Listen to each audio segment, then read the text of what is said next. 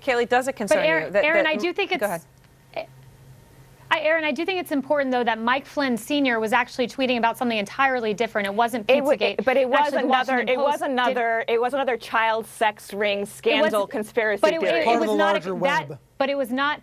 But hold on, Nair, let me point out, though, what he was suggesting actually had some basis in truth. There's a man named Jeffrey Epstein who was convicted of child pornography. Bill Clinton took several flights with this individual, and there were some real questions as to why these flights were not on the books, what happened on these flights. Are we really going to do this? Yeah, Are we really going to go down these fake news rabbit holes? They're two separate things.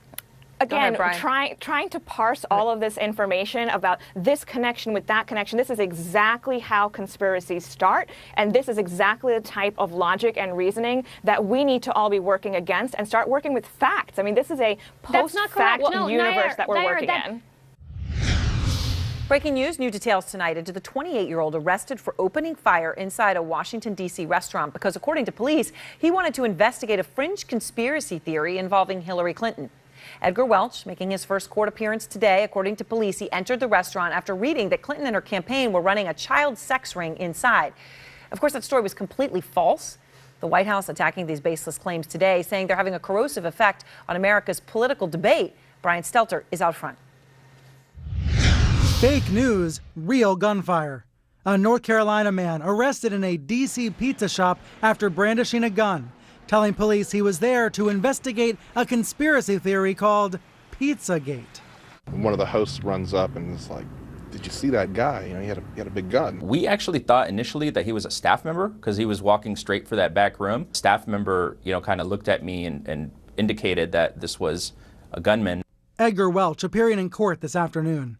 According to police, Welch said that he had read online that the Comet Ping Pong restaurant was harboring child sex slaves, and that he wanted to see for himself if they were there.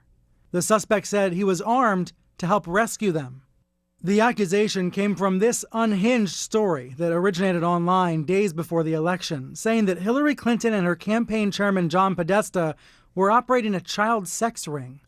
The lie took root in the digital swamps of Twitter and far right-wing websites. We're not covering Pizzagate enough, even though we covered it every day, to expose the Satanism and the occult and the code words for pedophilia. October 30th, a Clinton-hating, Trump-loving Twitterer claimed a police source said Clinton was at the center of a pedophilia ring. Others latched onto this, seemingly hoping it was true, scouring dark corners of the web for possible clues. This is how conspiracy theories are threaded together, lie by lie. Eventually a name stuck, Pizzagate, and the believers started harassing the owner of the pizza place. We've received many calls, but really they're from around the world, so we didn't expect anyone to come. On Sunday, the suspect fired his weapon. No one was hurt. With detectives still on the scene in D.C., Pizzagate believers were already claiming that this real development was just part of a cover-up. The media is claiming that this is because of Pizzagate. This is very dangerous fake news. Anybody claiming that the gunman today at Comet Pizza had anything to do with Pizzagate is lying. Brian Stelter is with me now, along with Kayleigh McEnany, a conservative columnist, and Nayyera Haq, the former White House senior director under President Obama. Brian, let me just start with you, because that man right there, I mean, it's just take a step to think about what he just said. Yeah. The guy who went in with the gun, all right, and discharged it, he said that he went in because of this story, yes, this fake story. Right. That guy there that we just heard said that's completely made up. What is it? The gunman was an actor? I mean, what is this? These Pizzagate believers, some of them today, say this was all a hoax. This incident, this real-life incident at the pizza shop was all made up, trying to cover up the real conspiracy. You know, those people are not going to believe this report. Hopefully, the vast majority of people still on planet Earth can deal with the truth. I mean, here's the stunning thing, Kayleigh. Michael Flynn Jr., I want to emphasize Jr., that's the new national security, or the nominated national security advisor's son, tweeted on Sunday, I'll read his tweet, "Until Pizzagate proven to be false, it'll remain a story. The left seems to forget Podesta emails and the many, quote, coincidences tied to it."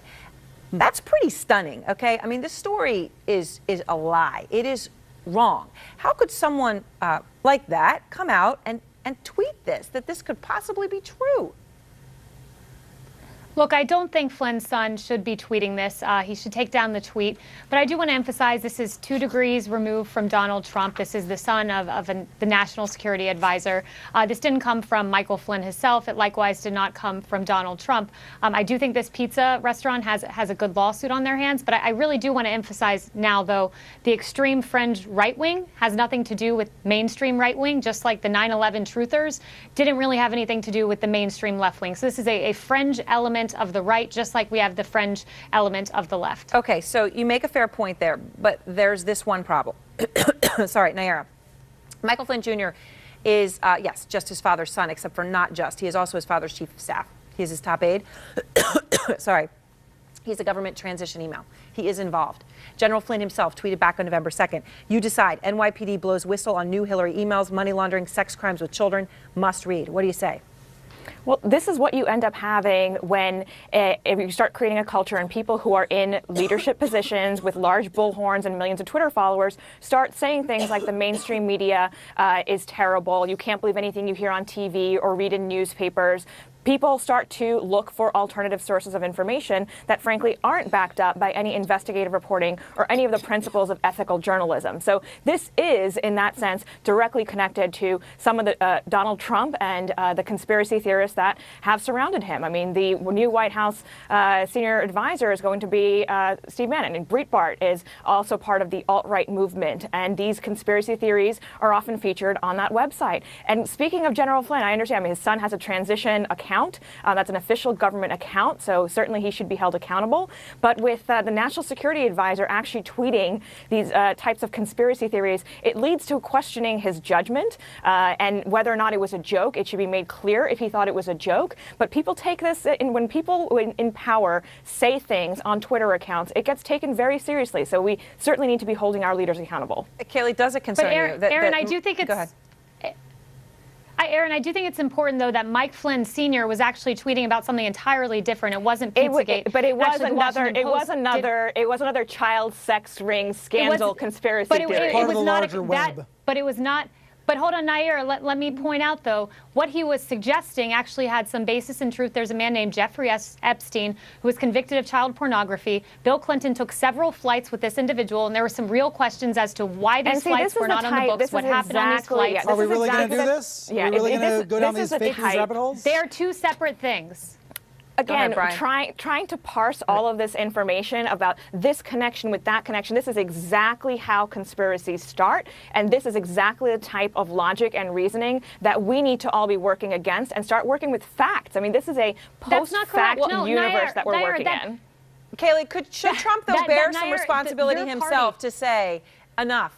I don't believe, even in private, to tell these people, stop with this. I don't want to see a tweet like this. I don't want to see these things. They're lies and they're hateful. Doesn't he bear some of that responsibility when some of this is coming from people who are in his inner circle?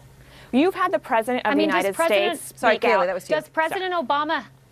Does President Obama have the responsibility to say, I disavow the 9/11 truthers? No, because he doesn't have to go around disavowing every single conspiracy theory because they're fringe left-wing people. And Nayara, your party has gone around with false narratives of Trump is a racist, Trump is a xenophobe with no basis in truth. So we want to talk about conspiracy theories and outlandish gossipy sort of stories. Your party's responsible for it. Sure, let's talk about what happened actually just in my neighborhood. So Comet Pizza is only a couple of blocks away from me, so this is very personal. But actually a few blocks in the other direction, you had, 2 weeks ago, a bunch of white supremacists who held an event and said, Heil Trump. Now this is actually in Trump's new backyard, not something he's disavowed, that's even happened in his own neighborhood. Usually when there are gun shootings where a president or president-elect is, there is some sort of statement or some kind of denouncement of that or any kind of horrific attack. So we haven't seen that. We haven't seen any time the KKK endorsed him or David Duke or any of these white supremacists were advocating on his behalf. He never said,